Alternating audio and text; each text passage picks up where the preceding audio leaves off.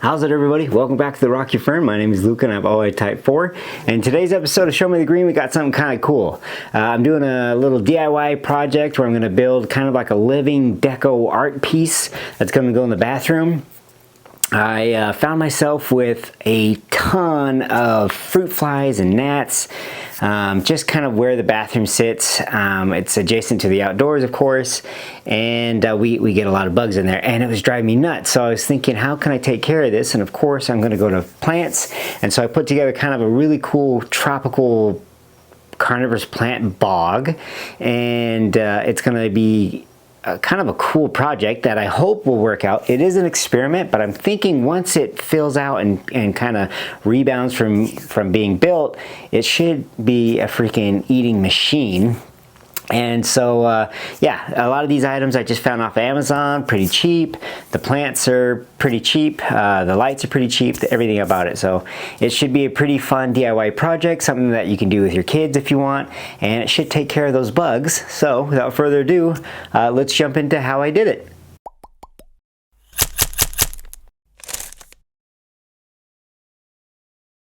Alright guys, so let's get started. So, for this very cool experiment slash art piece that we're going to be doing, I have everything laid out in front of me. So of course we're going to be using stratum.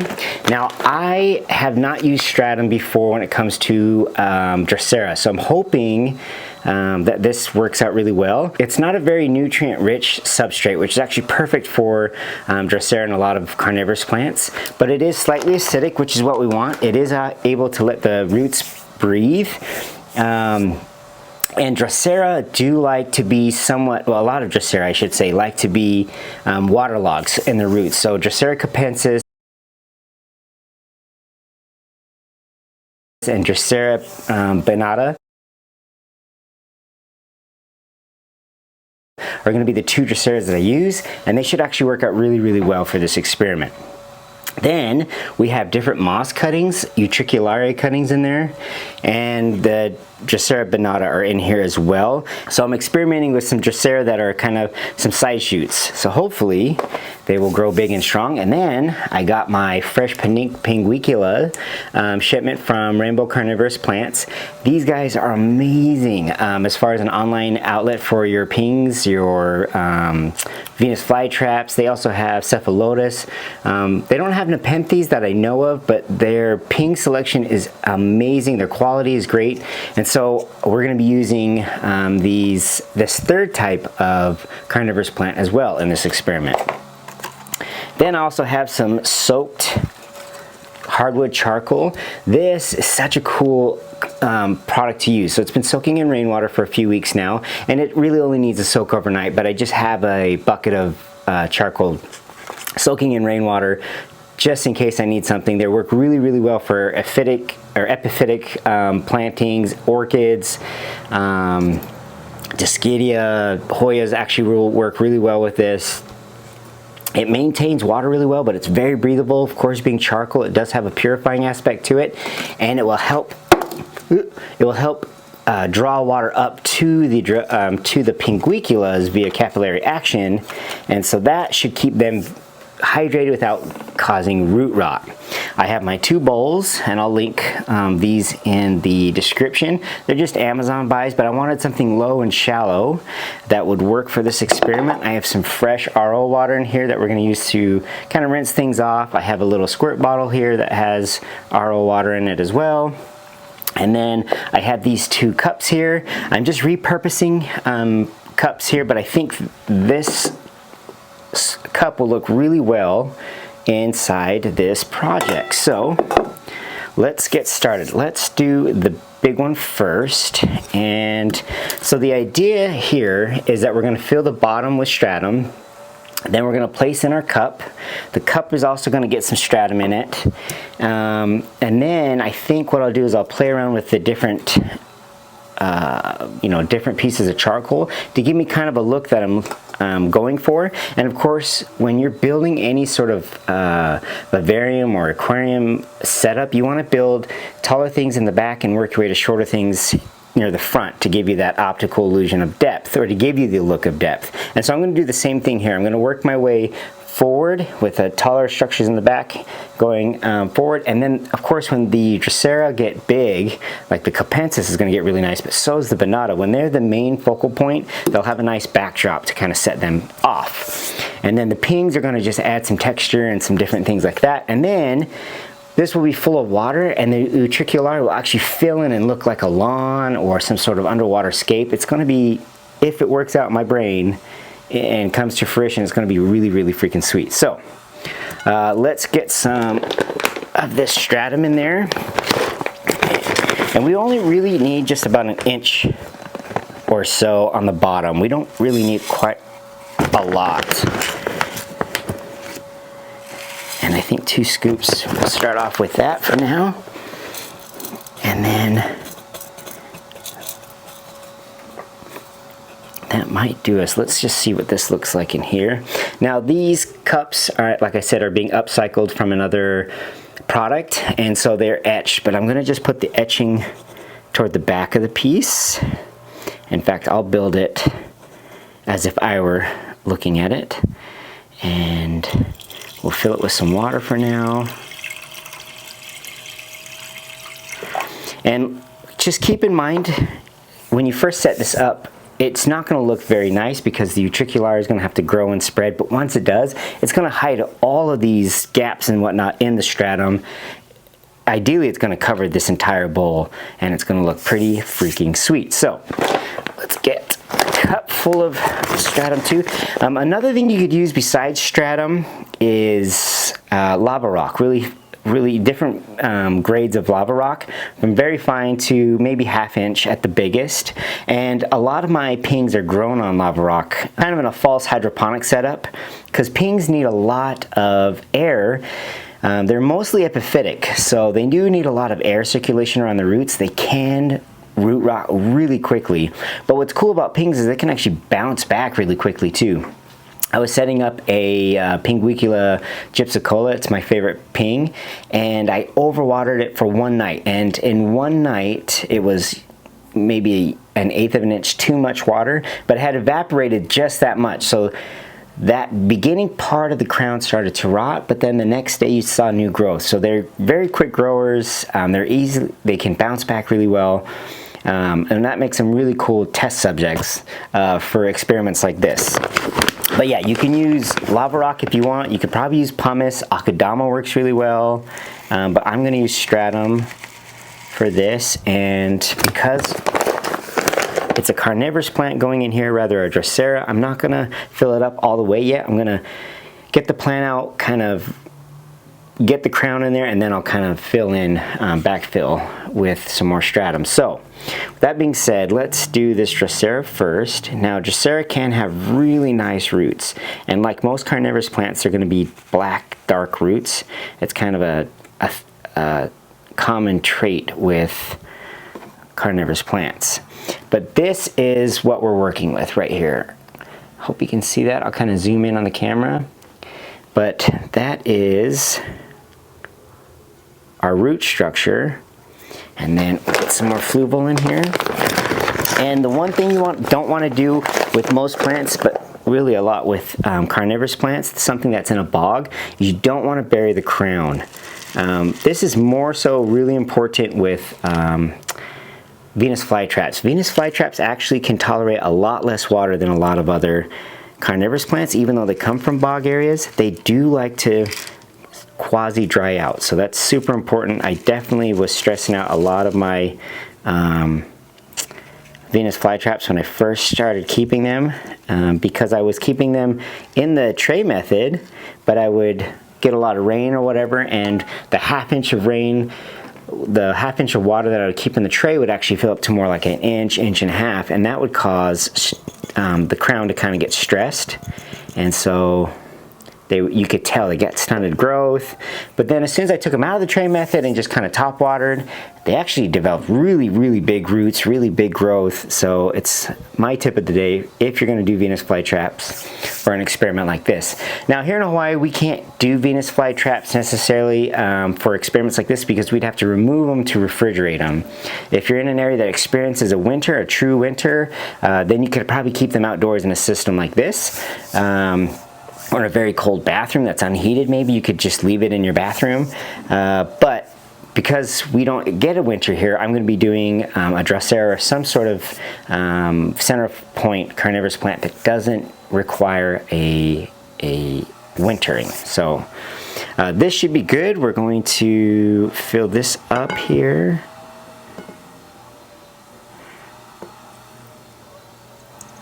And the cool part with stratum is you can actually, and this clear glass idea is you can actually see how high your water level is. And I'm not going to go, I'm probably going to be about ½ inch beneath the surface of the stratum. And that will keep the roots properly aerated, properly wet and hydrated. And due to the capillary action, because this medium is very, very good with capillary action, it will keep everything nice and happy.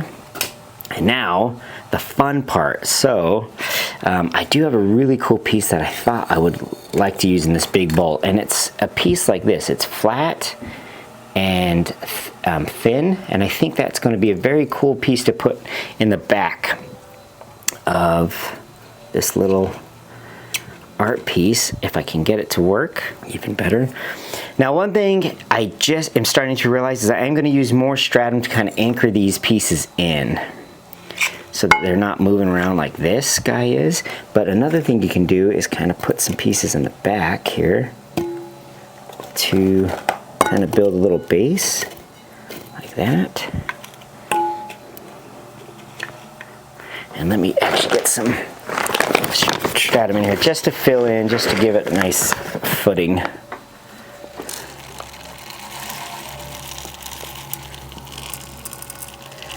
Yeah. It's gonna look good. Like to see those bugs cause issues now. You know what's gonna be kind of crazy is if this idea does work really, really well, and it just has a ton of like gnats and fruit flies on it, it's gonna be cool, but it's also gonna be kind of gross because, you know, it's in my bathroom. And what is causing all this boom cycle of these bugs? Don't answer that, okay? I kind of can figure that part out. Okay, so we'll also get this guy going here, and I think maybe one more piece. Looking at it, let's see. And you're kind of restricted on how big of a piece you can use based on how much water you have. Now these will wick water up, but I'm not sure how far up they'll wick water. And so the pings, unless you want to be misting these guys, you are going to need to keep the charcoal on a size that's going to be able to wick up the water, give you kind of a good mix between design and function, right? Okay, so there's this setup here. Let me just kind of show you what it looks like right now, which I think is going to be very, very cool.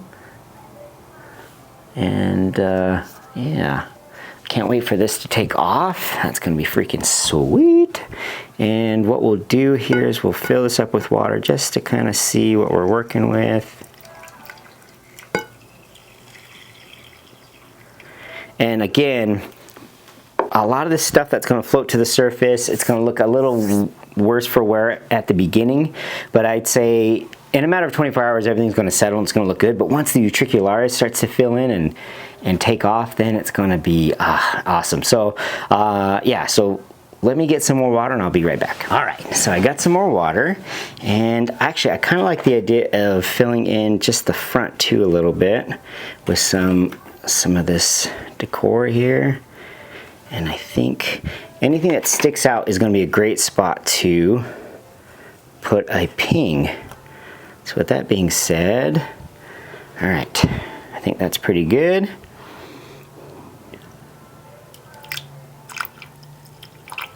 Okay, I'm not sure how full I want to get this bad boy, but we will see.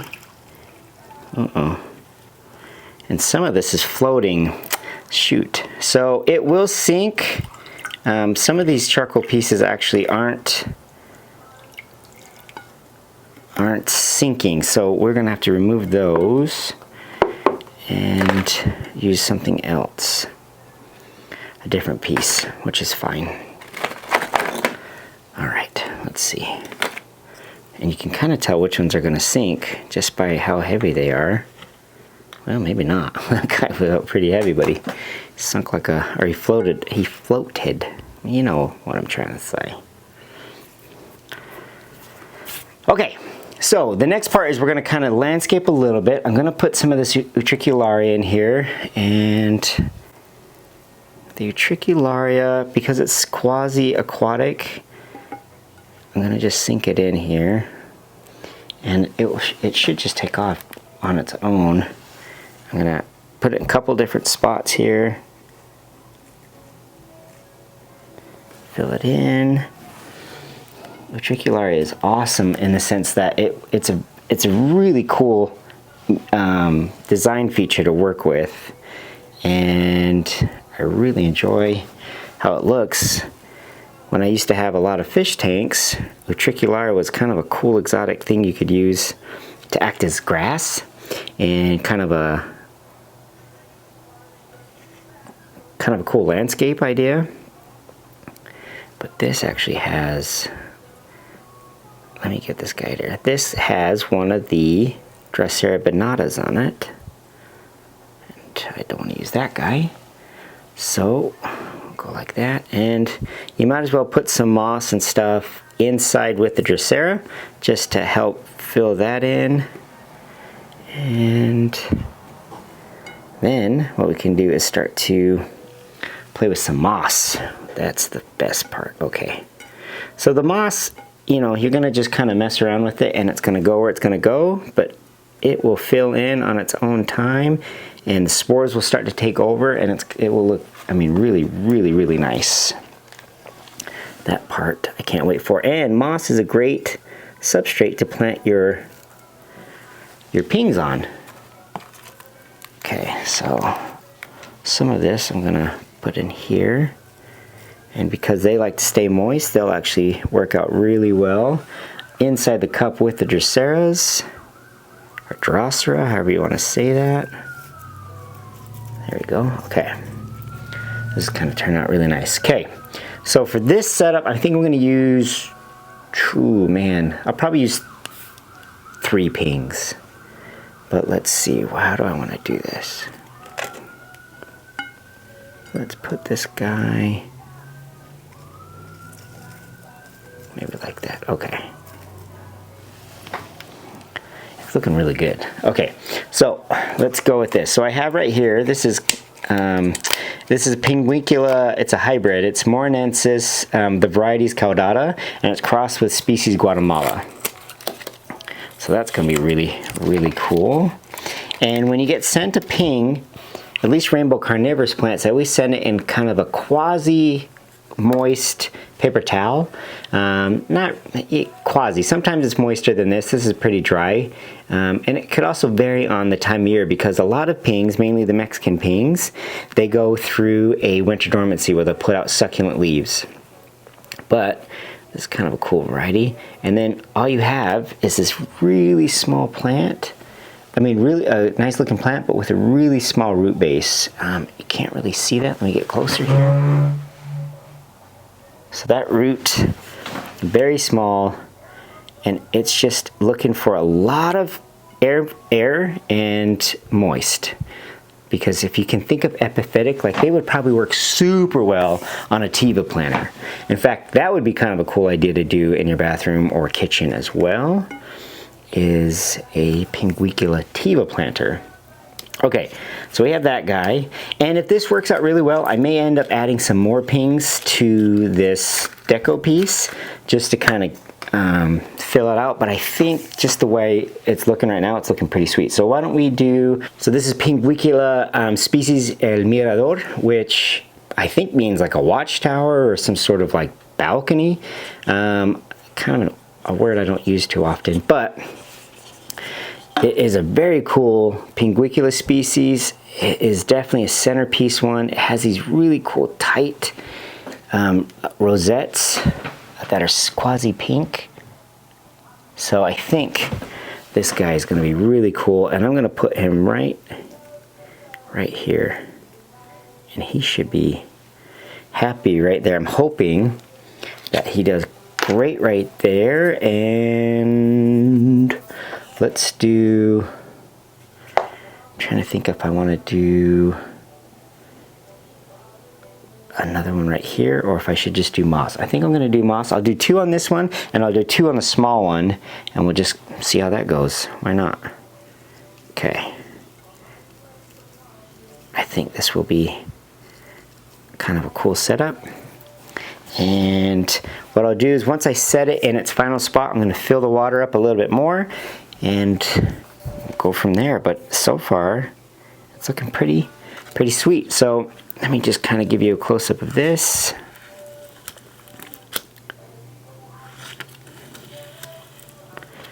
All right, so this is what it's going to look like if you were my point of view looking at it in the bathroom. So that's going to be freaking sweet. Okay, put that there. All right, let's go with this smaller one. The smaller one's going to be really cool to use too.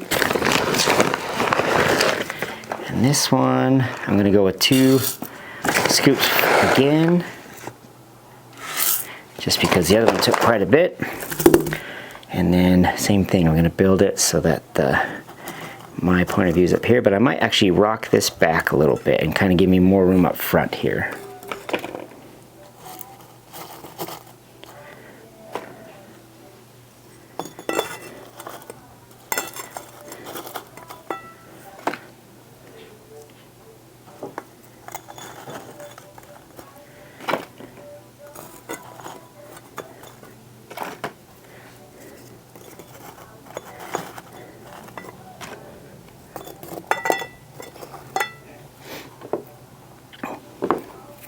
Okay, so let's fill this guy up with some stratum. And take one more. Here we go. Okay. Then what I want to do here, actually, these little Drosera seedlings are so small that they're not going to have a very big root system. So I'm actually going to leave them in the moss and kind of just plant them as such. And kind of watch them grow up. That's going to be kind of cool. All right. Then what we'll do is get a little bit of water in here. Woo!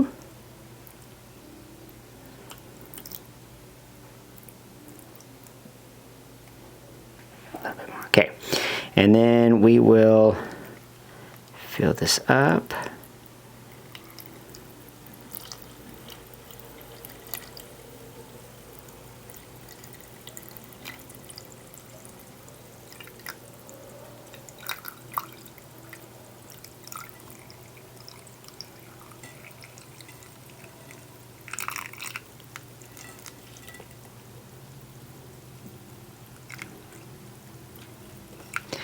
Okay, so these pieces are floating, but I think they will work still if we kind of wedge everything in until stuff stops floating. Okay, very cool. So let's try and get the moss going. I got this big disc of moss that I think would be kind of cool in here, like such. Oops.